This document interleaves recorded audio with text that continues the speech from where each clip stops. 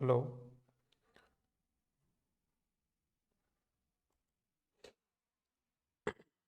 तो hello everyone, greetings of the day. मैं Ravi Tiwari.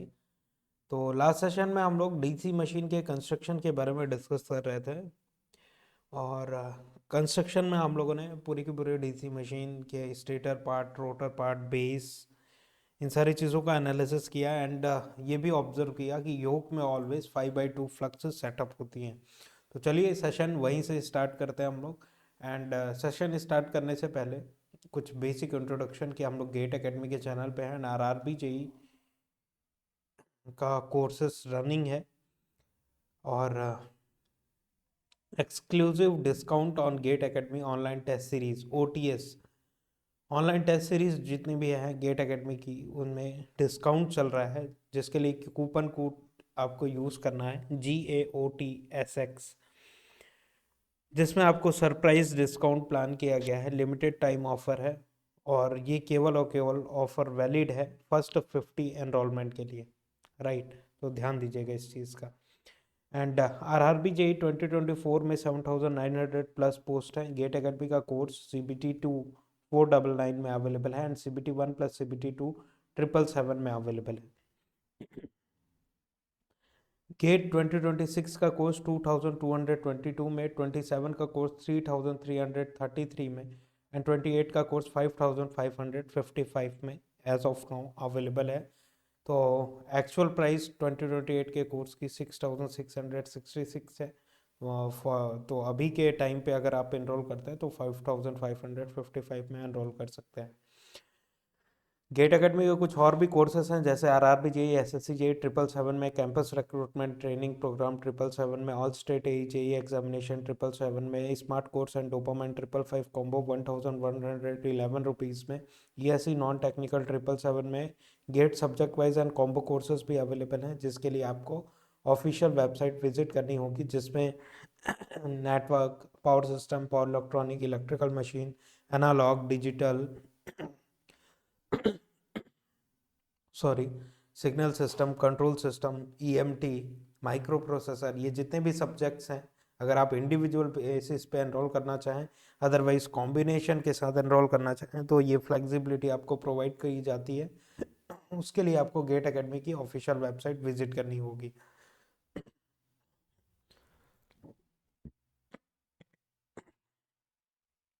Gate 2025 में अगर आपने एनरोल किया हुआ था और 26 के लिए एक्सटेंशन चाह रहे हैं कोर्स में, तो आप 1,500 रुपीज़ एक्स्ट्रा पे करके 2026 के लिए कोर्सेज को एक्सटेंड कर सकते हैं। UPPSC AE प्रीलिम्स और मेंस 1,111 रुपीज़ में अवेलेबल है। आप चाहे तो पे करके एनरोल कर सकते हैं। और ध्यान रखिएगा कि UPPSC के प्री सिलेबस में जनरल एप्टीट्यूड का सेक्शन इंट्रोड्यूस किया गया है, जिसमें टोटल 22 सब्जेक्ट्स इंट्रोड्यूस किए गए हैं, कॉमन टू ऑल ब्रांचेस। तो गेट एकेडमी में वो सारे के सारे 22 सब्जेक्ट्स इस कोर्सेज में इंक्लूडेड हैं, आपको साथ में प्रोवाइड किए जाएंगे। तो प्रीलिम्स और मेंस में जितने भी सब्जेक्ट्स हैं, वो सारी की सारी चीज़ें गेट एकेडमी आपको प्रोवाइड करेंगे। Online test series details for GATE 2025। GATE 2025 के लिए आप प्रिपेयर कर रहे हैं, टाइम बहुत ही कम बचा हुआ है, टेस्ट सीरीज आप दे रहे होंगे। तो अगर आपने एनरोल नहीं किया हुआ है अभी भी टेस्ट सीरीज में, तो 333 रुपीज़ पे करके इलेक्ट्रिकल इंजीनियरिंग के टेस्ट सीरीज में एनरोल कर सकते हैं, जिसमें topic wise 28 test, subject wise basic level के 12 test, subject wise advance level के 12 test, multiple subject test 14, full and mock test for GATE examination 10। Total number of test 76 है। तो अगर आप इस 76 टेस्ट को अच्छे से यूटिलाइज कर लेते हैं, तो इसमें जितने भी प्रॉब्लम्स आ रही हैं, अभी आपको टेस्ट सीरीज में कम मार्क्स आ रहे हैं, उन सारी चीज़ों का आइडेंटिफिकेशन होगा कि कहाँ पे आपको क्वेश्चन, जो आप पेपर आप जब सॉल्व कर रहे हैं, आपकी स्ट्रेटेजी क्या होनी चाहिए, पहले टेक्निकल पार्ट सॉल्व करें या नॉन टेक्निकल पार्ट सॉल्व करें, पहले 1 मार्क के क्वेश्चन सॉल्व कर लें या फिर 2 मार्क के क्वेश्चन सॉल्व कर लें। टाइम मैनेजमेंट स्किल आप में डेवलप होगा एंड ऑल इंडिया रैंकर्स जो हैं उनके साथ अपने रिजल्ट्स को कंपेयर करने का मौका मिलेगा। आपके स्ट्रॉन्ग एरिया आपको पता चलेगा, वीक एरिया, वीक पोर्शन, जहाँ पे और भी ज़्यादा आपको कॉन्सेप्चुअल अंडरस्टैंडिंग की ज़रूरत है। एंड क्वेश्चन अटेम्प्ट करने के बाद अगर आप उसको रिवाइज करते हैं तो आपको और भी ज़्यादा टेक्निकल एबिलिटी आपकी एनहांस होगी, और कैलकुलेशन में कहाँ पे मिस्टेक हो रहा है, कॉन्सेप्चुअल मिस्टेक कौन से टॉपिक पे हो रहा है, ये सारी चीज़ों का आइडिया लगेगा, और धीरे धीरे इन चीज़ों को रेक्टिफाई करके आप बेस्ट पॉसिबल रैंक तक पहुँच सकते हैं। तो और गेट एकेडमी की जो टेस्ट सीरीज है 76 टेस्ट स्टैंडर्ड गेट पेपर के अकॉर्डिंग डिजाइन किए गए हैं, सारे के सारे यूनिक क्वेश्चन है, कभी भी रिपीटेड क्वेश्चन आपको गेट एकेडमी के टेस्ट सीरीज में नहीं देखने के लिए मिलेगा, जो कि आपकी टेक्निकल एबिलिटी को और भी ज़्यादा एनहांस करने के लिए सफिशिएंट है। गेट जनरल एप्टीट्यूड का जो ई बुक है उसका क्यूआर कोड स्क्रीन के सामने है, एंड इसमें topic wise previous 15 years GATE question with detail solution available है। जस्ट 222 रुपीज़ पे करके आप इस ई बुक को अवेल कर सकते हैं, जिसमें numerical ability, logical reasoning, verbal ability, special aptitude, total number of pages 521 है, जो कि एप्टीट्यूड प्रिपरेशन करने वाइज आपको और कोई रिसोर्सेज को विजिट करने की ज़रूरत नहीं होगी अगर आप इस ई बुक में अवेल कर लेते हैं, राइट। तो चलिए आज के सेशन में हम लोग मूव करते हैं, जो कि लास्ट सेशन में कंस्ट्रक्शन ऑफ डीसी मशीन पे हम लोग बात कर रहे थे, और पूरी की पूरी डीसी मशीन ड्रॉ करके देखा हुआ था हम लोगों ने, कुछ इस तरीके से पैटर्न आपको देखने के लिए मिला था। तो इसी को और वेल अंडरस्टैंड करने की कोशिश करता है construction of DC machine, right.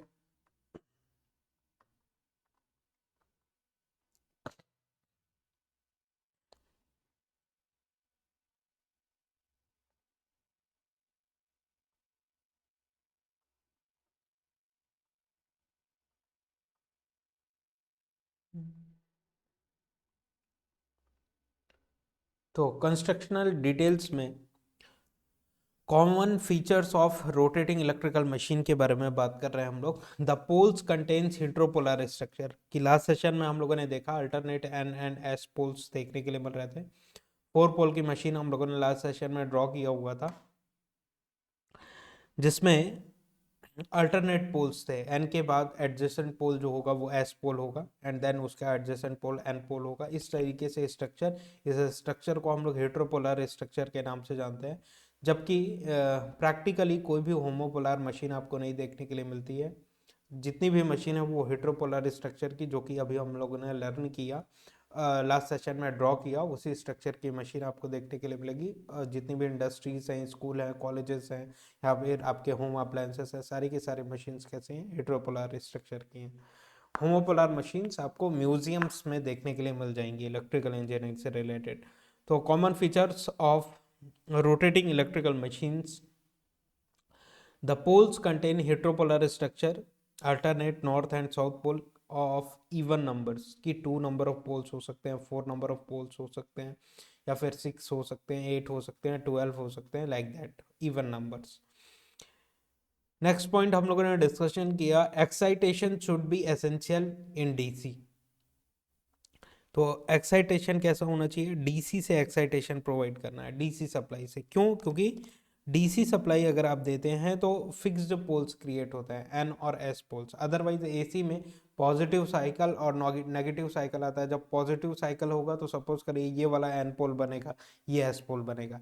Negative cycle जब आएगा तो ये एस पोल बन जाएगा, ये एन पोल बन जाएगा। तो ये इंटरचेंज होते रहेंगे each and every half cycle में, जो कि हमारे रिक्वायरमेंट नहीं है। इसीलिए हम लोग डीसी सप्लाई देते हैं कि फिक्स्ड यहाँ पे एन पोल और यहाँ पे एस पोल क्रिएट हो सके और मशीन प्रॉपरली ऑपरेट हो सके।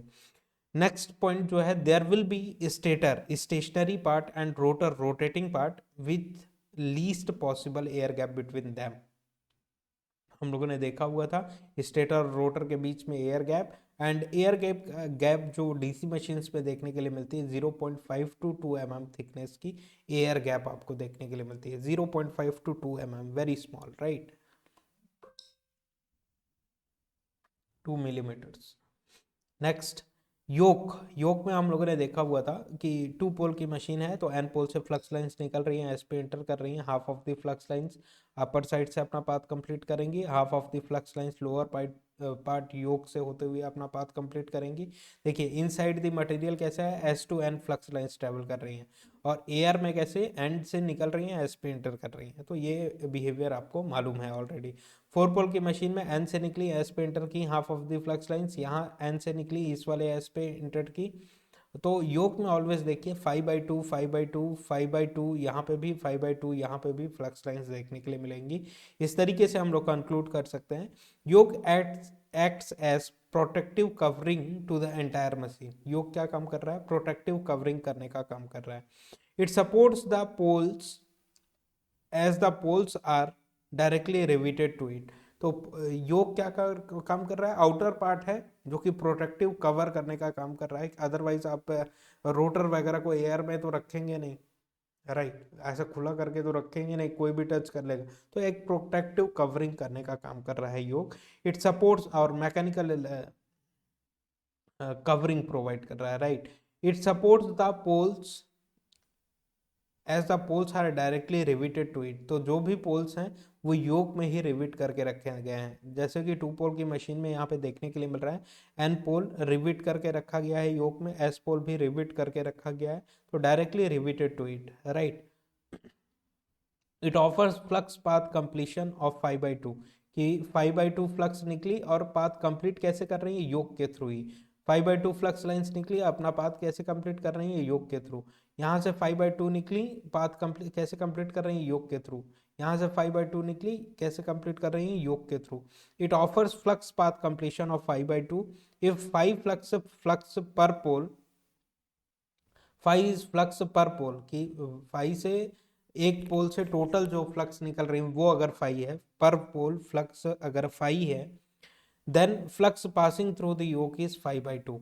Therefore yoke should be good magnetic material. Yoke कैसे, किस मटेरियल से बनाया जाना चाहिए? क्योंकि उसमें फ्लक्स फ्लो करवाना है, तो वो गुड मैग्नेटिक मटेरियल। अगर कोई करंट फ्लो कर रहा है कहीं पे भी, तो जो कंडक्टर है वो गुड कंडक्टिविटी का होना चाहिए, कंडक्टिविटी का, राइट, कि जितनी ज़्यादा कंडक्टिविटी होगी उतनी इजीली करंट वहाँ से फ्लो हो पाएगी। इलेक्ट्रिकल बिहेवियर वैसे ही मैग्नेटिक बिहेवियर है कि किसी मटेरियल की परमेबिलिटी जितनी ज़्यादा हाई होगी उतना ज़्यादा इजीली वो अपने में से फ्लक्स फ्लो होने देगा। तो गुड मैग्नेटिक मटेरियल मतलब कि हाईली परमिएबल मटेरियल का योक हम लोगों को बनाना है, कंस्ट्रक्ट करना है। Yoke should be good magnetic material. For a small machine, cast iron is used. Cast iron से हम लोग स्मॉल मशीन्स में योक बनाते हैं। And for large machine cast steel and fabricated steel हम लोग यूज करते हैं to construct the yoke of the machine. Next point जो है, yoke are generally not laminated in DC machine, but when we use power electronic converters combination then only we use laminated yoke in DC machine to reduce eddy current losses। अब eddy current वगैरह क्या होती है other machines में आपने पढ़ा होगा, transformer में एंड इंडक्शन मशीन में। तो देखिए फ्लक्स फ्लो कर रही हैं, राइट, आपके योक में फ्लक्स लाइंस फ्लो कर रही हैं, कुछ इस तरीके से है योक आपका डीसी मशीन का। यहाँ पे एन पोल है, यहाँ पे एस पोल है, एन पोल एंड यहाँ पे S pole, N to S flux line flow कर रही है और अपना पाथ कैसे यहाँ से फ्लक्स फ्लो होता हुआ जा रहा है। यहाँ पे कौन सा फ्लक्स है? 5/2। अब ये कौन से पोल्स हैं? ये या तो परमानेंट पोल्स हो सकते हैं, परमानेंट मैग्नेट हो सकते हैं, अदरवाइज आप इलेक्ट्रोमैग्नेट आपको बनाना पड़ेगा, इलेक्ट्रोमैग्नेट।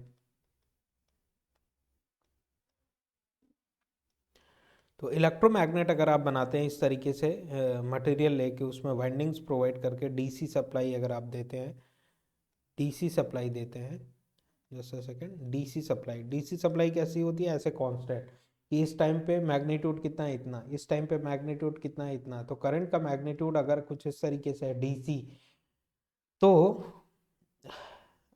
इस तरीके से करंट फ्लो कर रहा है, तो फ्लक्स लाइंस इस डायरेक्शन में देखने के लिए मिलेंगी, मटेरियल से इस तरीके से फ्लक्स देखने के लिए मिलेंगी। तो डीसी में वोल्टेज का जो मैग्नीट्यूड है वो कांस्टेंट, करंट जो फ्लो करेगा वो भी इस तरीके से मैग्नीट्यूड देखने के लिए मिलेगा। तो जो फ्लक्स जनरेट होंगी वो भी time in varying flux generate होंगी। ये फ्लक्स कैसी हैं? टाइम इन वेरिंग फ्लक्स है। परमानेंट मैग्नेट है तो टाइम इन वेरिंग ही होंगी, और अगर इलेक्ट्रोमैग्नेट है तो डीसी सप्लाई दिया हुआ है तो टाइम इन वेरिंग फील्ड आपको देखने के लिए मिलेगी। तो time in varying flux, N pole से फ्लक्स लाइंस निकल रही हैं, एस पोल पे इंटर कर रही हैं, और ये कैसे हैं? टाइम के रेस्पेक्ट में इनका मैग्नीट्यूड चेंज हो रहा है क्या? नहीं, कांस्टेंट मेंटेन है, कांस्टेंट, राइट। तो कांस्टेंट मेंटेन होने के कारण ये फ्लक्स पूरी की पूरी कांस्टेंट फ्लक्स यहाँ से फ्लो होके जाएगी, half of the flux lines, half of the flux line lower part से। तो कांस्टेंट फ्लक्स जब है तो एडी करंट लॉसेस कहाँ पे होती हैं? Faraday's law of electromagnetic induction आपको पता होना चाहिए कि कोई भी मैग्नेटिक मटेरियल अगर किसी मैग्नेटिक फील्ड में रखा हुआ है क्योंकि change in magnetic flux lines experience कर रहा है, then that particular part of the conductor में वोल्टेजेस इंड्यूस होते हैं और एडी इंड्यूस वोल्टेजेस डेवलप होते हैं, right.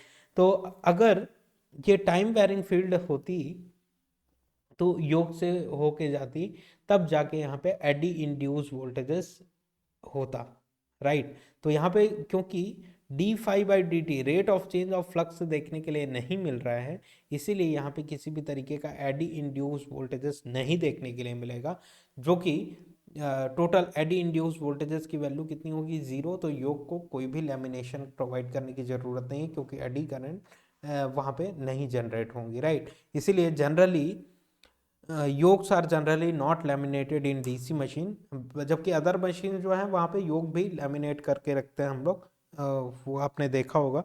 Yoke are generally not laminated in DC machines. Lamination in the sense कि इस तरीके से, सपोज करिए ये एक सॉलिड आयरन था, सॉलिड आयरन ना प्रोवाइड करके स्टेपिंग सैम्पलिंग उनकी कर देते हैं कि एक प्लेट ये जनरेट कर दिया, एक प्लेट में ये काट दिया, एक प्लेट में ये, और इन दोनों को अटैच करके रखा, बीच में आपने कोई भी इंसुलेटिंग मटेरियल से फिल कर दिया, माइका, पीवीसी, एस्बेस्टस, उसकी वार्निश प्रोवाइड या फिर वार्निशिंग कर दिया आपने, जिससे इन दोनों प्लेट के बीच में इंसुलेटिंग मटेरियल आ गया, तो एडी इंड्यूस वोल्टेजेस नहीं फ्लो कर पाते हैं पूरे पाथ में, राइट। तो एक सॉलिड आयरन ना यूज करके इस तरीके से मल्टीपल प्लेट्स को में डिवाइड कर देते हैं, जिसको हम लोग बोलते हैं लैमिनेशंस। तो लैमिनेशन प्रोवाइड करने की जरूरत नहीं है योक में। poles, the function of pole is to produce working flux in the machine. Function of pole is to produce working flux in the machine. Just a second. The function of the pole is to produce working flux in the machine. कि जितनी भी flux आ रही है machine में कहाँ से आएगी? पोल से ही आएगी, या तो वो परमानेंट मैग्नेटिक पोल्स हो या तो इलेक्ट्रोमैग्नेट्स हो ना।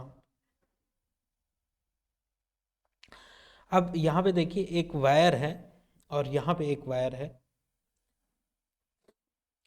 इसका नेमिंग किया हुआ है F1 F2, ये F1 F2 यहाँ पे भी। तो यहाँ पे एक करंट फ्लो कर रहा है, तो एज पर दी एम्पियर्स लॉ कि कोई भी कंडक्टर में अगर करंट फ्लो करता है तो एसोसिएटेड मैग्नेटिक फ्लक्स लाइंस देखने के लिए मिलती हैं। और एम्पियर ऑस्टर्ड ये कहते हैं, ऑस्टर्ड रूल के हिसाब से कोई भी इलेक्ट्रिकल कंडक्टर है उसमें करंट फ्लो कर रहा है तो फ्लक्स लाइन सेटअप हो जाती हैं, लेकिन किस डायरेक्शन में सेटअप होंगी इसका कोई, और उनका मैग्नीट्यूड कितना होगा इसके बारे में कोई भी स्टेटमेंट उन्होंने नहीं दिया हुआ था। Later point of time Ampere's नाम के साइंटिस्ट ने हम लोगों को ये बताया कि अगर कोई भी कंडक्टर में करंट फ्लो कर रही है तो करंट के डायरेक्शन के राइट हैंड थंब रूल के अकॉर्डिंग अगर करंट का डायरेक्शन पता है तो फ्लक्स लाइंस पता कर सकते हैं, अदरवाइज फ्लक्स लाइंस पता है तो करंट का डायरेक्शन पता कर सकते हैं, वैसे वर्सा, राइट। कि अगर एक क्वांटिटी आपको नोन है तो दूसरी क्वांटिटी का डायरेक्शन आपको पता हो सकता है, राइट हैंड थंब रूल उसके लिए हम लोगों को यूज करना होगा। तो देखिएगा इस तरीके से कंडक्टर है, करंट अपवर्ड फ्लो कर रही है तो डायरेक्शन ऑफ फ्लक्स लाइंस कैसे होंगी? इस डायरेक्शन में होंगी, उसी सेम डायरेक्शन में बोर्ड पे रिप्रेजेंट किया हुआ है फ्लक्स लाइंस का डायरेक्शन। सिमिलरली यहाँ पे भी करंट फ्लो कर रही है तो एसोसिएटेड मैग्नेटिक फ्लक्स लाइंस का डायरेक्शन इस डायरेक्शन में देखने के लिए मिल रहा है। Why DC excitation? If AC excitation, so poles keep on changing and net movement is zero, so we give DC excitation, no pole change, pole remain same, right. इसीलिए हम लोग डीसी पोल्स डीसी एक्साइटेशन दे के रखते हैं। अब इस तरीके से पोल्स आपको देखने के लिए मिला जो कि लास्ट सेशन में हम लोगों ने देखा हुआ था, ये पार्ट था, और यहाँ पे पोल शू वगैरह देखने के लिए मिल रहा था, पोल फेस देखने के लिए मिल रहा था। इसको हम लोग बोलते हैं, जो कि रिविट करके रखते हैं हम लोग योक से, इस तरीके से योक सर्कुलर पार्ट था और उसे मैं रिविट करके रखा हुआ था। एंड ये वाला जो पार्ट होता है, ये वाला पार्ट, इसको हम लोग पोल कोर के नाम से जानते हैं, पोल कोर। और ये क्या है? पोल फेस है। पोल फेस, और ये वाला पार्ट पोल शू, पोल शू के नाम से जानते हैं, राइट। तो इस तरीके से वाइंडिंग्स प्रोवाइड की हुई हैं इलेक्ट्रोमैग्नेट्स बनाने के लिए। और field excitation, DC excitation, DC voltages यहाँ से सप्लाई किया, करंट फ्लो करेगा। और करंट का डायरेक्शन अगर पता है तो आपको पता है एम्पियर्स लॉ के हिसाब से, थंब रूल के हिसाब से, करंट का डायरेक्शन पता है तो फ्लक्स लाइंस का डायरेक्शन इस डायरेक्शन में होगा। और अगर किसी भी मटेरियल से फ्लक्स लाइंस निकल रही हैं, एयर में जा रही हैं, तो वो एन पोल हो जाता है। इस तरीके से एन पोल हम लोगों ने बना लिया। और सेंस ऑफ द वाइंडिंग अगर आप अपोजिट करते हैं या फिर डायरेक्शन ऑफ करंट चेंज कर देते हैं इस डायरेक्शन में डाउनवर्ड, तो ये एस पोल बन जाएगा। सिंपल सी बात है। By controlling the excitation we can control the flux, की एक्साइटेशन डीसी वोल्टेज को वेरी कराएंगे तो यहाँ पे जो करंट फ्लो कर रहा था वो वेरी करेगा, राइट। उसका मैग्नीट्यूड चेंज होगा, ज़्यादा होगा, कम होगा। तो अकॉर्डिंगली ये फ्लक्स लाइंस को भी चेंज किया जा सकता है, इसके मैग्नीट्यूड को, कि ज़्यादा करंट फ्लो करेगा तो ज़्यादा फ्लक्स लाइन देखने के लिए मिलेगा, और ज़्यादा वोल्टेजेस देंगे ज़्यादा करंट ज़्यादा फ्लक्स, राइट। तो magnitude of flux is depends upon N I, जिसको हम लोग एम एम एफ कहते हैं। M M F is equal to N I, is directly proportional to flux. M F क्या होता है? Flux upon reluctance. जिस तरीके से E M F, E is equal to voltage, voltage जो होता है V is equal to I R, I are.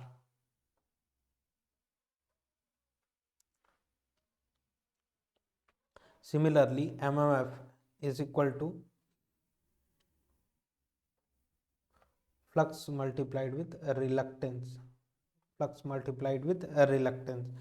So MMF is directly proportional to flux, और MMF को हम लोग n multiplied with I के नाम से जानते हैं।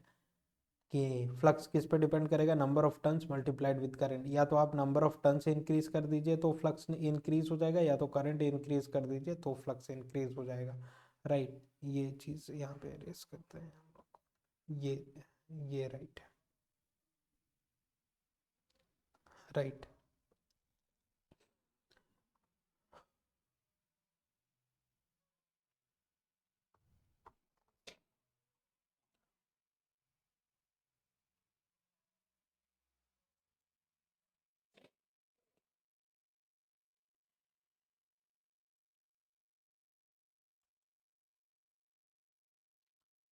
नाउ अब electric field and magnetic field में बात करें हम लोग।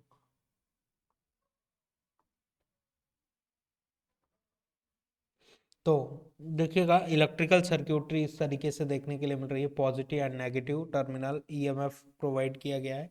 ईएमएफ मतलब यहाँ पे एफ से फोर्स, राइट, इलेक्ट्रोमोटिव फोर्स, जो कि करंट प्रोड्यूस करने का काम करता है इलेक्ट्रिकल सर्क्यूटरी में। एनालॉजी हम लोग देख रहे हैं इलेक्ट्रिकल सर्क्यूटरी एंड मैग्नेटिक सर्क्यूटरी का। तो ईएमएफ इंजेक्ट किए जो कि करंट प्रोड्यूस करेगा सर्क्यूटरी में, और इस सर्किट में कोई रेजिस्टेंस होगा जो कि करंट के फ्लो को अपोज करेगा। रेजिस्टेंस की वैल्यू जितनी ज़्यादा बढ़ाते जाइए करंट की वैल्यू उतनी कम होती जाएगी, क्योंकि E I is equal to क्या होता है? V divided by R. तो रेजिस्टेंस की वैल्यू अगर आप बढ़ाते हैं तो करंट की वैल्यू क्या होती जाएगी? कम होती जाएगी। ये सारा बेसिक आइडिया हम लोगों को क्लियर है।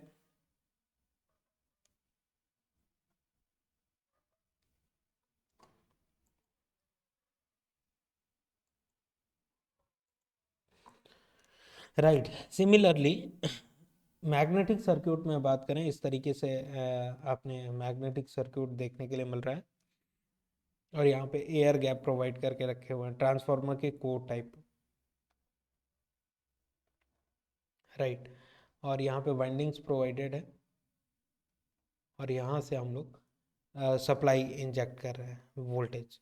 तो वोल्टेज प्रोवाइड किया तो करंट फ्लो करेगा, करंट फ्लो करेगा। तो किसी भी कंडक्टर में जहाँ पे करंट फ्लो करता है, एज पर दी ऑस्टर rule, associated magnetic flux line setup हो जाती हैं। इनका मैग्नीट्यूड किस डायरेक्शन में फ्लो करेंगी वो किससे हम लोग डिसाइड करते हैं? राइट हैंड थंब रूल से, एम्पियर्स के। तो करंट का डायरेक्शन अगर इस डायरेक्शन में है, करंट अगर इस डायरेक्शन में फ्लो कर रहा है तो फ्लक्स लाइंस अपवर्ड डायरेक्शन में देखने के लिए मिलेगी, राइट। तो यहाँ पे मैग्नीट्यूड ऑफ फ्लक्स चाहिए अगर हम लोगों को, या फिर एमएमएफ। जिस तरीके से इलेक्ट्रिकल सर्क्यूटरी में E is equal to V is equal to IR होता है, IR। सिमिलरली मैग्नेटिक सर्क्यूटरी में MMF is equal to I का एनालॉजी है यहाँ पे फ्लक्स, और रेजिस्टेंस का एनालॉजी है रिलक्टेंस। रेजिस्टेंस का एनालॉजी है रिलक्टेंस। अब फ्लक्स की value, flux is equal to MF divided by reluctance लिख सकते हैं। इसी को हम लोग N multiplied with I divided by reluctance लिख सकते हैं। अगर रिलक्टेंस की वैल्यू बढ़ाते चले जाइए, मतलब यहाँ पे एयर गैप बढ़ाते चले जाइए, एयर गैप बढ़ाते चले जाइए, रिलक्टेंस की वैल्यू बढ़ाते चले जाइए, तो एसोसिएटेड फ्लक्स लाइंस कम होती चली जाएंगी, राइट। और अगर सेम फ्लक्स लाइंस आपको चाहिए, सेम फ्लक्स लाइंस चाहिए, तो आपको रिलक्टेंस बढ़ रहा है तो सेम मैग्नीट्यूड में, सेम प्रोपोर्शन में करंट भी बढ़ाना पड़ेगा in order to maintain the flux constant, in order to maintain the flux constant. ये सारा अंडरस्टैंडिंग होना चाहिए आपको।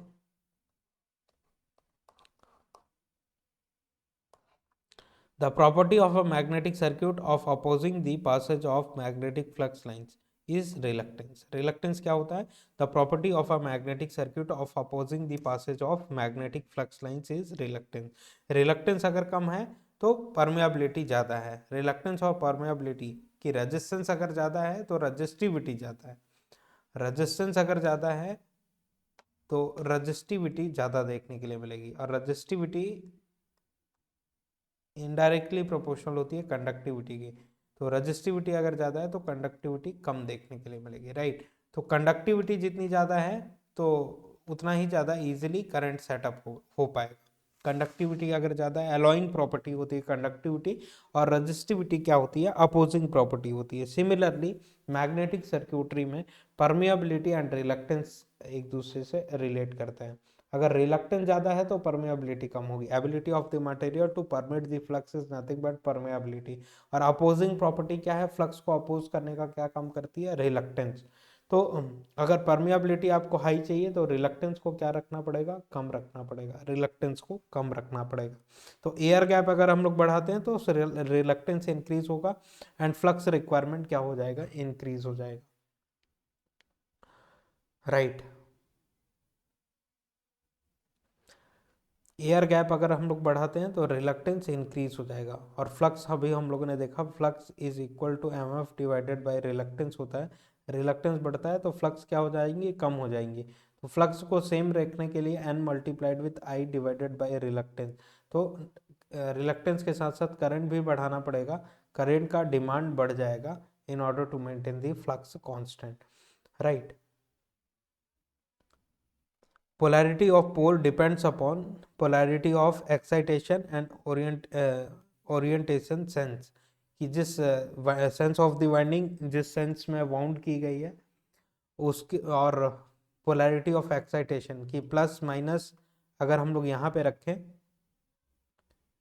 कि एन पोल और एस पोल बनाना है तो उसके लिए प्लस माइनस अगर यहाँ पे रखते हैं, और करंट तो करंट ऐसा फ्लो करेगा, ऐसा फ्लो करेगा, राइट। और अगर प्लस यहाँ माइनस यहाँ पे रखें, प्लस यहाँ पे रखें, तो करंट ऐसा फ्लो करेगा, मतलब यहाँ पे डाउनवर्ड डायरेक्शन में फ्लक्स करंट जाएगा, डाउनवर्ड जाएगा तो फ्लक्स लाइंस अंदर की तरफ होंगी, मतलब ये नॉर्थ नहीं साउथ पोल बन जाएगा, राइट।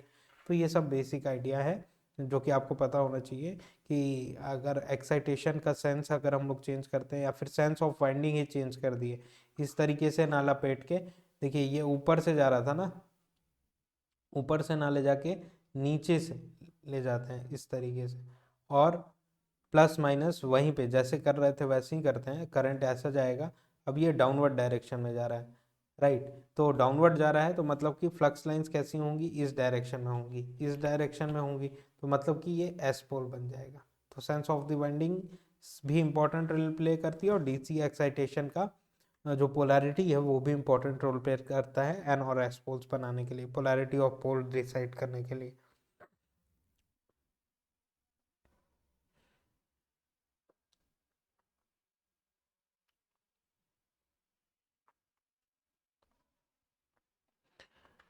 तो राइट हैंड थंब रूल जिसके लिए आपका हेल्प करता है, एन पोल बनाना है तो करंट इस डायरेक्शन में, और सेंस ऑफ द वाइंडिंग भी देखते रहिए।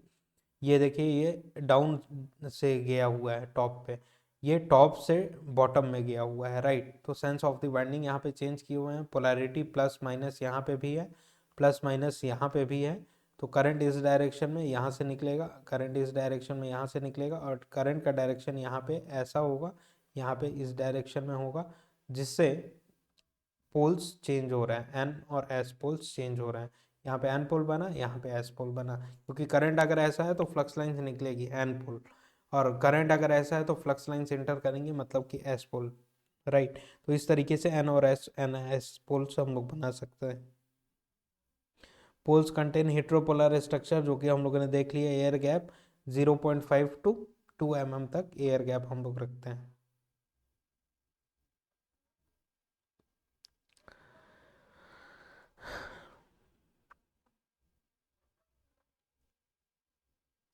अब पोल शू का क्या काम होता है? पोल शू का काम होता है इस तरीके से, जो पोल शू हम लोग बनाते थे, इसको हम लोग क्या कह रहे हैं? कोर, और इसको क्या कह रहे हैं? शू, और ये क्या है? Face, right.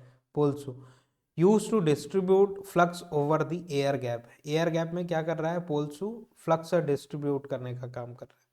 Flux air gap में कहाँ से आएगा? पोल शू से ही आएगा। Use to distribute flux over the air gap if there are no pole shoe, reluctance is more. कि यहाँ पे अगर पोल शू नहीं होता तो ये रोटर रहता, राइट। तो पोल शू नहीं रहता तो इसके जगह पे क्या रहता? एयर रहता। एयर गैप क्या होता? ज़्यादा होता, मतलब कि रिलक्टेंस की वैल्यू क्या होती? बहुत ज़्यादा हाई होती। रिलक्टेंस बहुत ज़्यादा हाई होती तो फ्लक्स बहुत ज़्यादा कम सेटअप होता। फ्लक्स को सेटअप होने के लिए करंट का रिक्वायरमेंट बहुत ज़्यादा हाई हो जाता, बहुत ज़्यादा इंक्रीज हो जाता। तो एयर गैप हम लोग मिनिमम से मिनिमम रखना प्रेफर करते हैं। Used to distribute flux over the air gap if there is no pole shoe, reluctance is more. For flux to minimize it, we make pole shoe as it has large cross sectional area, reluctance is reduced. reluctance क्या हो जाएगा? will reduce। तो large cross sectional area, पोल शू का area क्या है? Convergence इतना, और core का कितना है? इतना। तो अगर शू नहीं होता, केवल कोर होता, तो एयर गैप बहुत ज़्यादा हो जाता मशीन में, और रिलक्टेंस की वैल्यू बढ़ जाती। रिलक्टेंस की वैल्यू अगर बढ़ जाती तो फ्लक्स कम हो जाता। फ्लक्स को सेम रखने के लिए लार्ज करंट का रिक्वायरमेंट रहता, जो कि मशीन को कॉस्टली बनाता। लार्ज करंट के रिक्वायरमेंट के लिए जो कंडक्टर्स हम लोग यूज़ करते हैं उसका भी area of cross section large रखना पड़ता, कि ये कंडक्टर का जो क्रॉस सेक्शनल एरिया है ये 10 एम्पियर करंट झेल सकता है।